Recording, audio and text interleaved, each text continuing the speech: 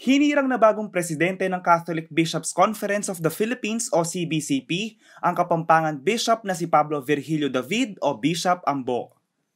Nahalal si Bishop Ambo bilang pangunahing leader ng CBCP ngayong Huwebes, July 8, sa online plenary assembly ng mga obispo sa bansa. Bago maging presidente ay nagsilbi bilang vice-presidente sa CBCP si Bishop David noong 2017.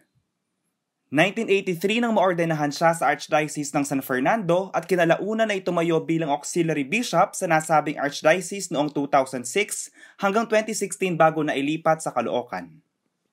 Una siyang naitalaga bilang assistant parish priest sa Santa Lucia Parish sa Smuan, Pampanga. Nanilbihan din siya bilang spiritual director at dekano sa Philosophy at Theology Department ng Mother of Good Counsel Seminary sa San Fernando, Pampanga, simula noong 1984 hanggang 2006. Naging kura paroko naman siya ng Ascension Parish ng Lourdes Heights Subdivision sa siyudad San Fernando at ng Holy Rosary Parish ng Angeles City noong 2008 hanggang 2015. Isa rin si Bishop David sa 5 Pinoy na dumalo sa Synod of Bishops on the Word of God sa Vatican noong 2008. Kilala bilang isang makatao at makakalikasan na pari si Bishop Ambo at kritiko ng mga pagpaslang sa ilalim ng Administrasyong Duterte kaugnay ng war on drugs. Magsisimula ang termino ni Bishop Ambo sa December 1, 2021.